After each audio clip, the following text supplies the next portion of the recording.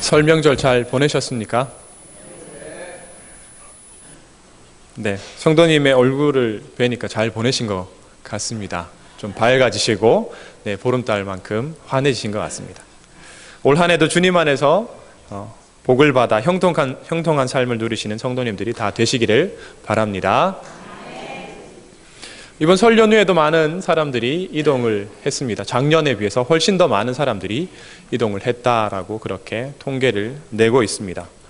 이동한 사람들이요, 통계에 의하면 3,300만 명, 어느 정도의 숫자인지는 잘 모르겠지만 작년보다 15%나 더 이동했다고 합니다. 해외 나간 사람도 78만 명 된다고 합니다. 저도 그 중에 한 명이었으면 좋겠는데 해외는 못 나가고요. 집에 다녀왔습니다. 이렇게 설 연휴에 해외여행까지 다녀올 수 있는 이유는 연휴가 길어서 그렇습니다. 그죠? 16일, 17일을 쉬었다면 최장 9일까지 연휴였습니다. 토요일, 일요일 합해가지고 설 연휴 합하고 하면 9일이면 해외여행을 다녀와도 충분히 긴 기간입니다. 저희 나라가 공식적으로는 양력을 씁니다. 요새 태어나는 애들 생일, 국가의 어떤 일들 다 양력을 쓰는데요. 이 명절만큼은 음력을 쓰죠. 그래서 매년 날짜가 바뀝니다. 그리고 또 쉬는 휴일의 일수도 바뀝니다. 공식적으로 나라에서는 3일 이렇게 딱 정해놨지만 토요일, 주일 이렇게 합해지면 더 길어질 수도 있는 일입니다. 만약 이 명절이 양력으로 정해져 있다면 어떨까요?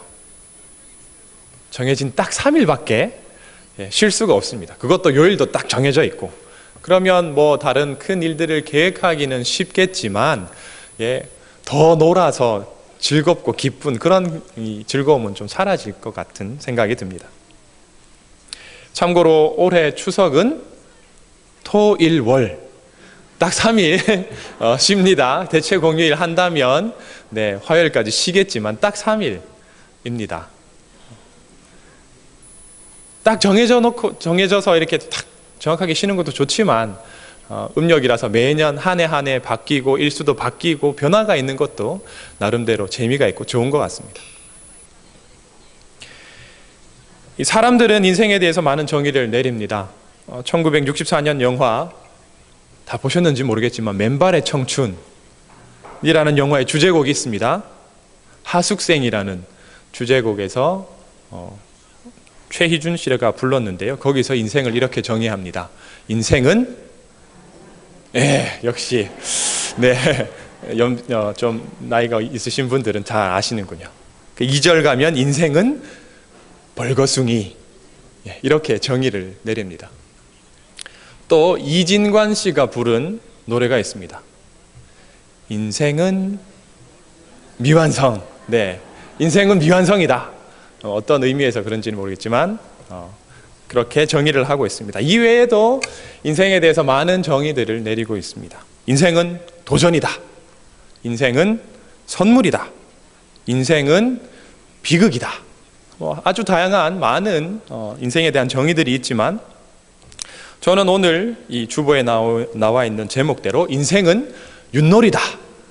이렇게 정의를 하고 싶습니다. 아마 이렇게 정의한 사람은 제가 처음이 아닐까 싶습니다. 설교를 인생과 윷놀이를 이렇게 비교해서 한 설교는 들어보지 못했거든요. 여러분들 윷놀이 하셨습니까? 설에? 안 하셨습니까? 하셨습니까? 안 하신 분은 오늘 열심히 하시면 되고요. 하셨던 분들은 실력을 가다듬으셨으니까 그 실력들을 잘 오늘 발휘하시면 될 것 같습니다. 저도 윷놀이 했는데요. 제가 5,000원 땄습니다. 돈 걸고 하는 거라 5,000원 따고 아주 재밌게 즐겁게 했습니다.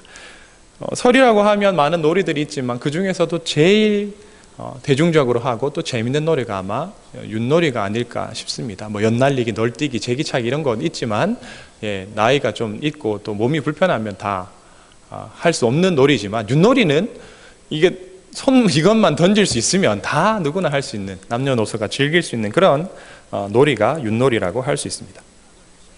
그런데 이 윷놀이가 언제부터 시작됐는지, 어디서 시작됐는지는 정확하게 알 수는 없습니다.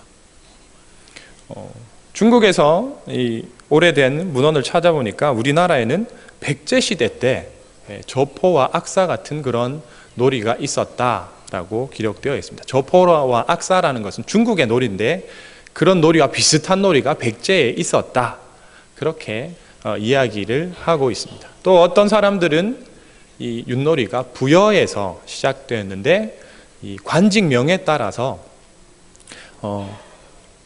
저가, 구가, 우가, 마가라는 이 관직명에 따라서 놀이를 만들어서 놀았다, 그런 주장을 하는 사람들도 있습니다. 어찌되었든지 간에 이 설 윷놀이는 우리나라 아주 오랜 역사를 가지고 있고, 어떤 사람들은 삼국시대 혹은 그 이전부터 우리나라가 이 윷놀이를 했다라고 이야기를 하고 있습니다만은 뭐 정확한 얘기는 아니겠죠. 다 추측이고 가설일 뿐입니다. 제가 왜 이 인생은 윷놀이다라고 정의하는가 하면, 윷놀이의 원리가 인생의 원리와 비슷하기 때문에 그렇습니다. 윷놀이는 윷말을 쓰는 정해진 규칙이 있습니다. 그런데 또 윷패의 변수에 따라서 움직임이 달라질 수 있습니다. 그래서 재미가 있습니다. 윷놀이에서 정해진 규칙이 있습니다. 꼭 4개를 한꺼번에 던져야 되죠. 그리고 윷판에 그려진 칸수만큼 윷패에 따라서 움직여야 됩니다.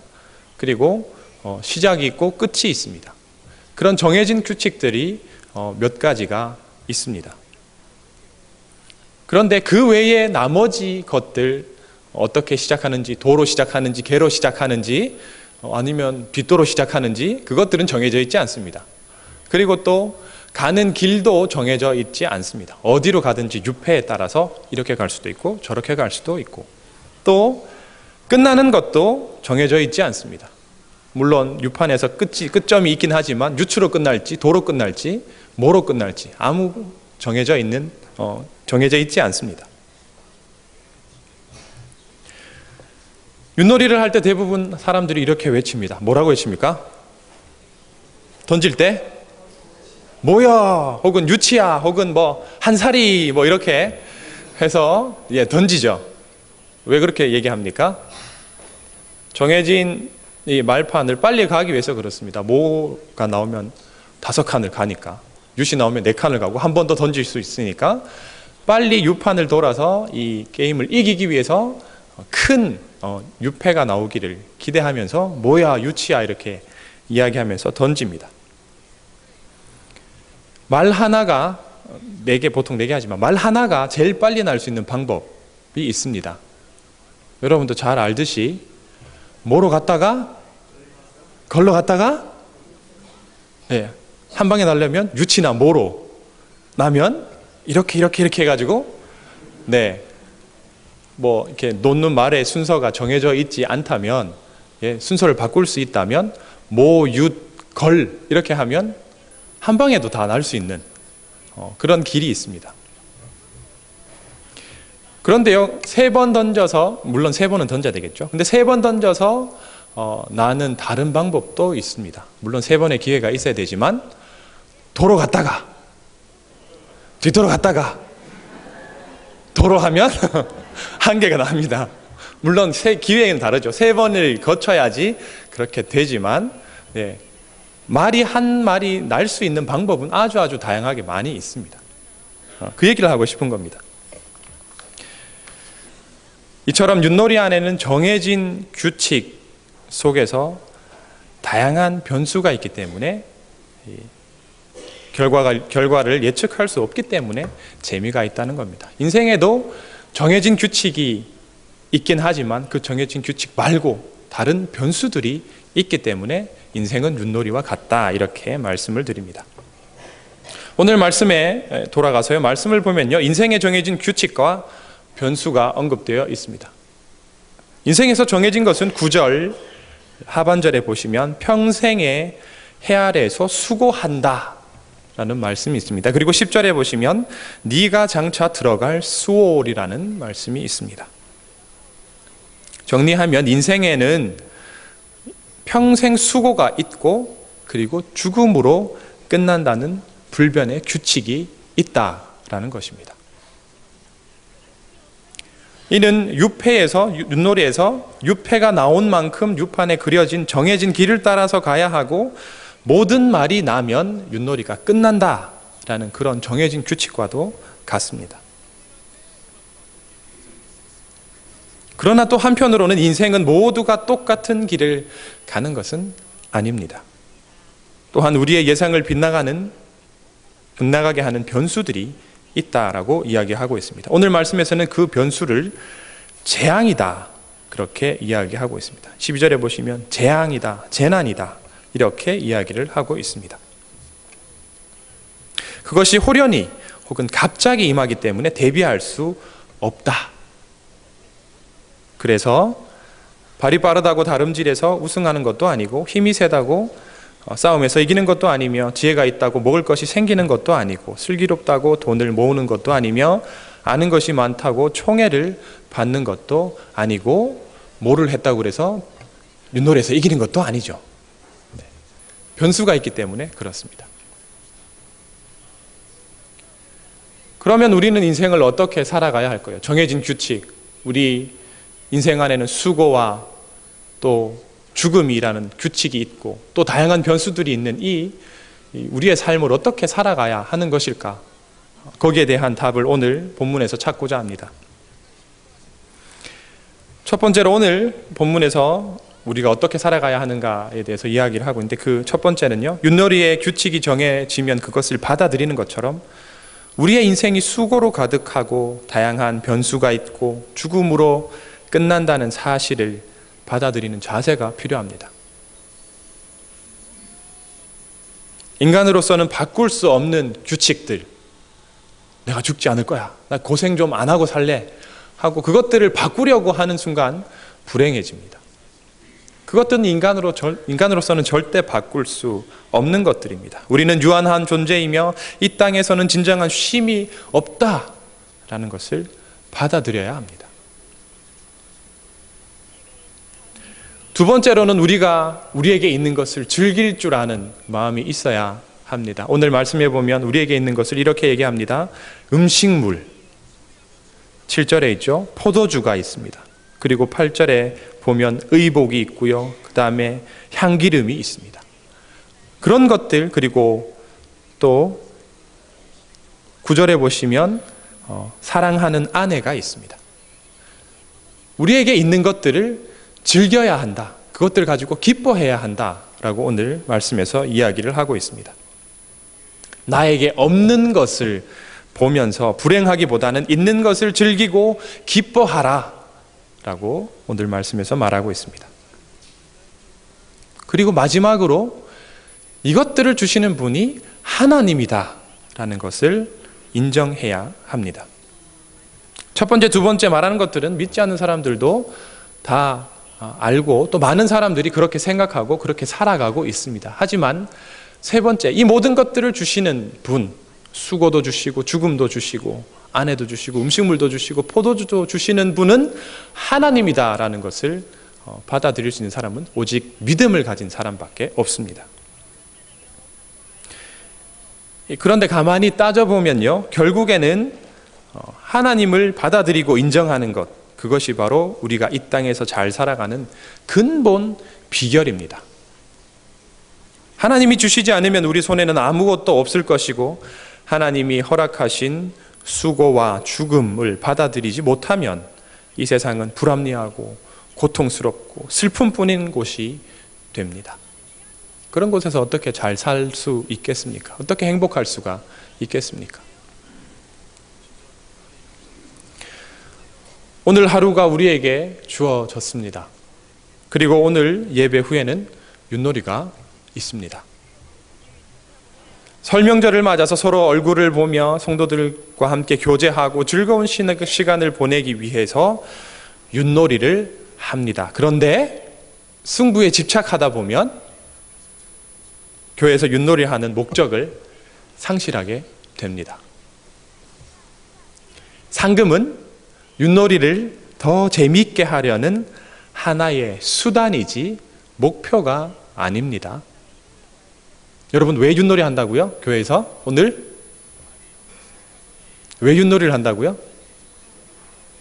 성도들과 같이 교제하고 즐겁게 시간을 보내기 위해서 하는 것이지 상금 타려고 1등 하려고 윷놀이를 하는 것은 아니다라는 것이죠. 여러분께서 이 윷놀이의 기본 목적을 잘 생각하시면 오늘 좀 심판이 막 안 좋아가지고 싸우고 막 그런 일은 좀 줄어들지 않을까 하는 그런 생각을 합니다. 인생은 윷놀이입니다. 규칙과 변수, 정해진 것과 정해지지 않는 것 속에서, 아는 것 속에서 하나님을 인정을 하면 그의 삶은 행복할 것이고, 하나님 아닌 다른 것을 추구하면 불행하게 될 것입니다. 하나님은 오늘 윷놀이를 즐겁게 할 수 있도록 많은 것을 주셨습니다. 상금도 주셨고, 또 시간도 주셨고, 또 음식도 주셨고, 장소도 제공해 주셨고, 같이 놀 수 있는 사람들도 주셨고, 이 모든 것을 기쁨으로 받아들이시고 즐기시고, 또 윷놀이 속에 숨어 있는 인생의 의미와 또 오늘 말씀에서 말하는 잘 사는 방법, 우리에게 있는 것들을 인정하고 우리가 가진 것들을 즐기고, 또 하나님이 이 모든 것을 주셨다라는 사실, 그 사실을 잘 기억하고 그대로 살아서 기쁨이 넘치는 한 해를 보내시는 성도님들 되시기 바랍니다. 기도하겠습니다. 하나님, 우리에게 명절 주시고 또 가족들과 만날 수 있고 또 즐거운 시간을 보낼 수 있도록 해주셔서 감사합니다. 하나님, 오늘 특별히 교회에서 또 함께 성도들과 교제하기 위해서 윷놀이를 합니다. 이 윷놀이 속에 담겨있는 인생의 의미와 또 하나님, 우리가 이 윷놀이를 하는 목적들을 잘 생각하여서 하나님께서 주신 이 즐거운 시간들을 누리며 기쁘고 즐겁게 보낼 수 있도록 인도하여 주시옵소서. 예수님의 이름으로 기도드립니다. 아멘.